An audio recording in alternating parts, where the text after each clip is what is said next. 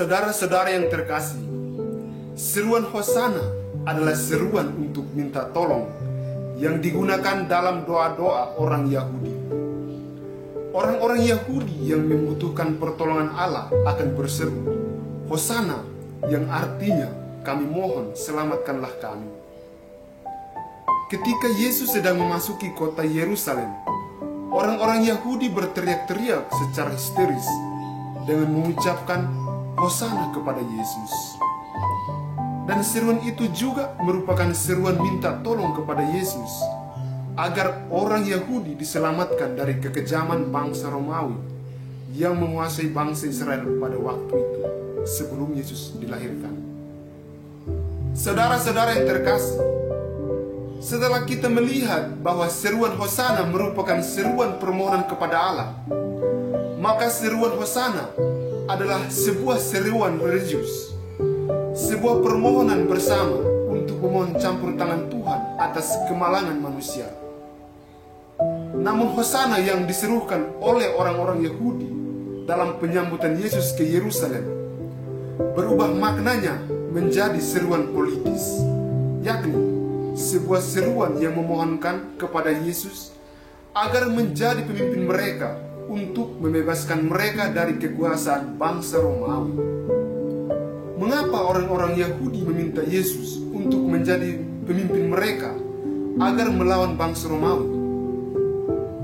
Hal ini dilihat oleh orang-orang Yahudi dari pribadi Yesus yang sungguh luar biasa dengan kehebatannya. Maka orang Yahudi tidak keberatan untuk menjadikan Yesus sebagai pemimpin politik mereka, asal saja Yesus mau menggunakan kehebatannya untuk melawan kekuasaan bangsa Romawi. Namun para saudara-saudara yang terkasih, di sini Yesus memahami motif mereka untuk menjadikan Yesus sebagai raja mereka, yakni raja orang Yahudi agar melawan bangsa Romawi yang menindas bangsa Yahudi. Menghadapi orang banyak yang berseru dengan histeris, Hosana, Hosana, Hosana, atas kehadirannya, maka Yesus memilih diam saja. Bahkan ketika di hadapan Pilatus pun, Yesus memilih diam.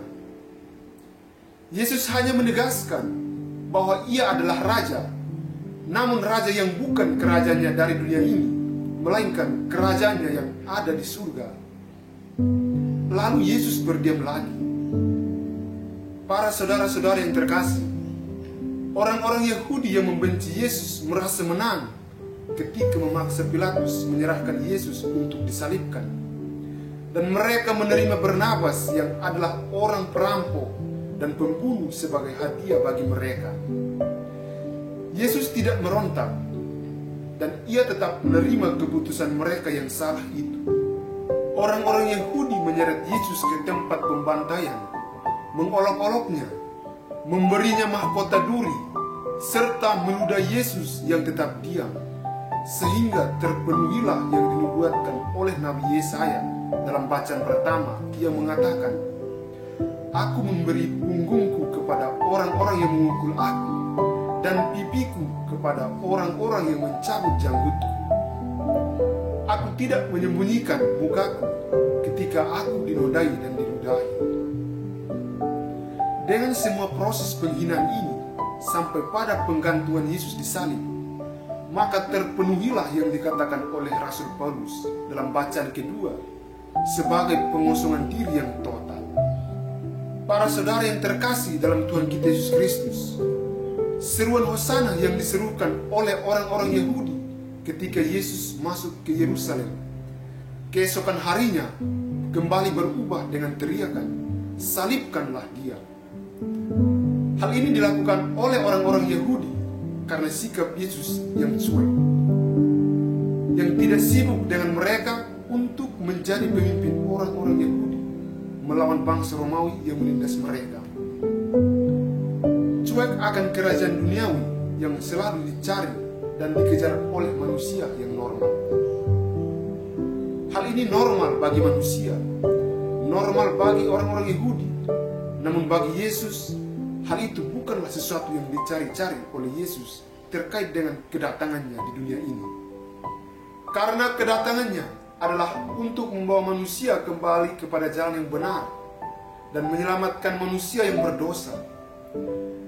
Namun bukan untuk menjadi raja mereka dalam konteks politik agar dengan kehebatan Yesus orang-orang Yahudi dibebaskan dari perbudakan bangsa Romawi. Ingatlah para saudara sekalian bahwa Yesus datang bukan menjadi raja yang politis bagi bangsa Yahudi. Kedatangan Yesus ke dunia adalah untuk mewartakan kerajaan Allah yang ada di surga sebagai raja yang datang dari surga. Saudara-saudara yang terkasih, seruan Hosana berubah menjadi salibkanlah dia. Hal ini senantiasa ada dalam hidup kita sebagai orang beriman. Di saat senang dan gembira, di saat pekerjaan dan bisnis kita sukses, kita akan menyanyikan lagu-lagu pujian dan syukur dengan penuh semangat. Namun tidak jarang kita sering berubah di saat semua yang kita inginkan tidak tercapai. Maka kita akan berseru seperti orang-orang Yahudi, salibkanlah dia, dengan cara melakukan kejahatan dan dosa. Dan juga kita kelihatan suci, anggun ketika berdoa pada hari Minggu. Namun pada hari Senin sampai Sabtu, kita sering berubah menjadi Petrus yang takut disebut sebagai pengikut Kristus ketika ditanya oleh salah satu albojo yang menganiaya Yesus. Saudara-saudari yang terkasih dalam Tuhan kita Yesus Kristus, perjalanan Yesus menuju Yerusalem adalah perjalanan iman kita masing-masing sebagai pengikut Kristus. Oleh sebab itu, marilah kita belajar dari perjalanan Yesus ke Yerusalem. Beriman itu tak mudah dan perlu mengambil resiko. Namun kita perlu merenungkan dan menerima penderitaan, menerima pengorbanan kita sebagai pengorbanan Yesus Kristus di salib yang menggambarkan cintanya kepada kita semua. Para saudara yang terkasih, serukanlah Hosana sebagai seruan iman untuk memohon bantuan Tuhan agar membantu kita mengalahkan diri sendiri dan siap diisi oleh rahmat Tuhan. Amin. Pace bene.